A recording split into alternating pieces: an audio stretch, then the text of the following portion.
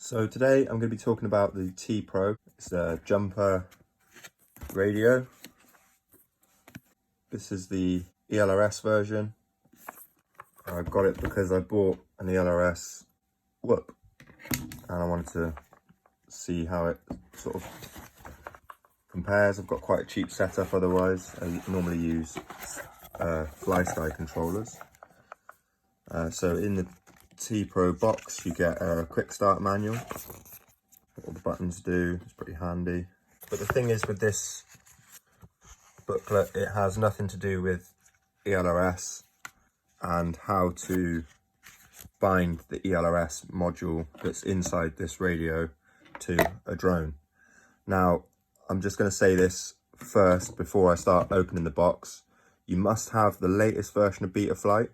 You must have the latest version of elrs builder and configurator, and you also need a good enough computer to do the flash. Don't use Wi-Fi, use the card that's inside and actually flash the controller itself. Okay, so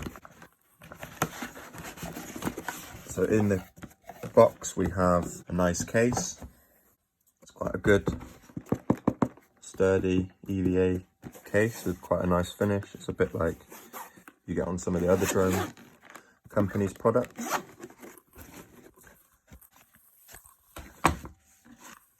So that's what it looks like. It comes with these fairly loose gimbal protectors. It works really well in the box because it's held in place, but outside the box they're just going to fall off. You know, they're not attached at all. It comes with a module bay that you can attach to the back. You can see that in there. There's actually a module bay for a mini module. There we go, there's the gimbal protectors falling off. And that plugs into this little connector here, and there's some screws, and that all screws into the back of the controller. You might want to do that if you're going to run Ghost or Crossfire or any of the little mini modules that you can get to go on the back of mini docks like this. So, going back to the radio. Everyone keeps saying it's really cheap feeling on the reviews. Now, the gimbals feel cheap, and at the end of the day, this radio is quite cheap. I didn't pay that much for it. This was actually at least 20% cheaper than the equivalent multi-protocol version. You have to buy 18650 batteries to go in the back of here. I'm not going to take that off because it is actually really difficult to get all this back in. It's got a USB-C, it's got a button that you can push, and there's some sort of headphone jack. I'm assuming that's for audio, potentially. Now, let's go over the switches on the controller. You've got these dials. Now, everyone keeps saying they don't center. That's because they don't center, they start on one end. Buttons on the top work individually. You can't have them on at the same time. You can only have one on at a time without changing the settings in the controller. Now, these switches on the shoulders are momentary switches, and that means that they only work when you hold them down. There are lots of videos on how to make these into sticky switches and double position settings of how to make these buttons work for your arm switch, but I personally don't like that as my arm switch. I think that's a bit too easy to just kind of accidentally knock. So, I mean, everyone says these switches are the thing that lets it down. They probably are. But I actually use the 3-position switches. This one I use for my modes. This one I use for my arming. So this arm is there, arm is there. It means that if I'm flying, this is how I fly. It fits in my hand really nicely. Everyone says the stalks are too tall, but I actually like them being this tall. I find it quite nice. You know, if you were a pincher, you could pinch this controller very well. It sits in the hand very nicely. Everyone says it's not as well built as other stuff. I mean, for the form factor of it, it's really, really good. I mean, and the price, you know, this being the ELRS version, it's probably one of the cheapest semi-professional radios you can buy. I know everyone's slating it. I use these 3 position switches for my modes. I use this one for arm. Obviously these allow you to fly, and that's all you really need for actually flying a drone. I mean, if you're into GPS and stuff, you can turn these into return home. You can do all sorts with the buttons. There's lots of videos about how to change the buttons around and do all that sort of stuff. When you get the controller, you're going to have to put batteries in it, and then you're going to have to charge it. You can charge through this USB port. This doesn't come with ELRS on the controller, which is kind of annoying. I mean, I guess that it allows you to put the version of ELRS that you're going to run on the controller to bind with your drones. But you have to take out this memory card. There we go. You've really got to just ping it out. Really, really careful. There you go. You can take that out. Flash the SD card with the latest version of ELRS. Be very careful putting this back into the SD hole, because just below where the actual SD card holder is, there's a gap, and the card can go in there. So you have to get it really flat and into the actual cradle. Once you've done that, you'll have ELRS on the controller. Once ELRS is on the controller,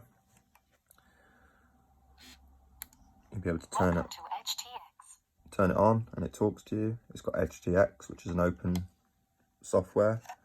Let me just show you those dials. So as you can see, the movement in the center of the screen. So those don't actually have a center point. You might want them with a center point for trimming fixed wings, but for drone flying, this is really, you don't need any of that. So also, once you've got Express LRS on there, you can go into that and it'll give you your packet rate, the transmission power, which you can go into that and you can change the power output. You can do Wi-Fi connectivity, and then you can do bind. Okay, so this is the important part. When you've got your drone, this is a inbuilt ceramic ELRS. So it'll have a part on Betaflight that will allow you to plug this in, and you'll be able to see the drone, and then you can find the receiver on the drone. And once you've found that in the menu bar on the left hand side of the screen, there should be, once this is plugged in, a button that says bind. Now you want to hit the button that says bind. This will go into its own binding mode, and then you can then press the bind button with this, and you'll see that little screen come up, and it will pick up the drone. So you have to have this plugged into Betaflight and this one set up with ELRS, and you need to be in that screen. I find it to be a very nice radio with a lot of features that I'm not going to use. It's almost too much for what I do. You also have to go into hardware and turn the internal crossfire module on and the external module off, which I don't think is actually in that menu. So you go into versions, modules, RX version, external module off, and it says internal module, no info. Now that is because it's on the ELRS now. There we have it, the Jumper T Pro.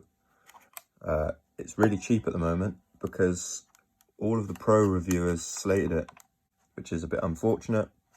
Now that the ELRS is a bit better, don't flash it via Wi-Fi. Plug the memory card into a computer.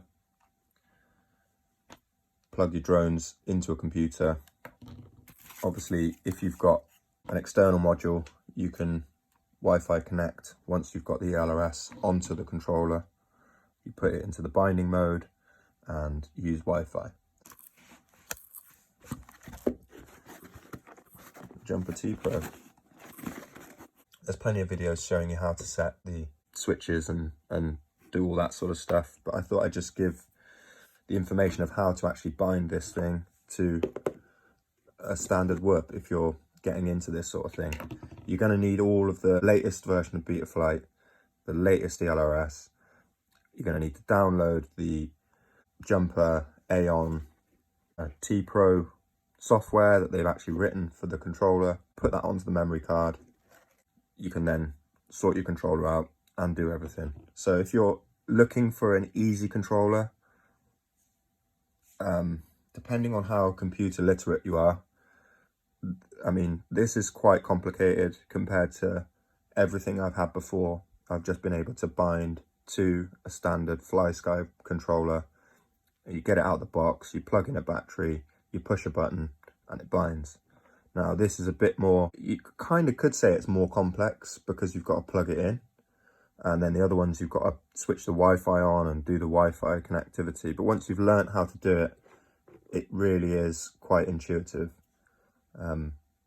It took me and a friend an evening of learning and trying to find the information specifically about this controller. But once we did, we got it set up very quickly and very efficiently. A very good controller with a very nice box. You're going to have to buy some 18650s for it, but 18650 batteries aren't that expensive. Everyone's slating it. Everyone's saying it's bad. If you're just getting into this kind of hobby, this is an incredible controller for the money. It does have problems. You know, you are going to have to be prepared if those problems occur to take it apart and fix problems potentially. But there are lots of people that have made it easier and more user-friendly for everyone. So I would recommend this controller to anyone getting into the hobby, anyone that wants a nice compact controller. That's my opinion. Necessarily what you'll hear off of all the pros. I'm not the pros. I haven't been sent this controller. I bought it myself. I think that people should not turn their nose up. This has got enough battery life. You don't need an external battery. I'm going to get more than enough flying time out of it without having to plug it in. It doesn't have the big screen like the other controller, which takes up a lot of space. The gimbals are cheap, but this controller cost me a lot less than the other controller that is out on the market. So, you know, I'd love to have the other controller to try it out and review it, but I actually buy my stuff.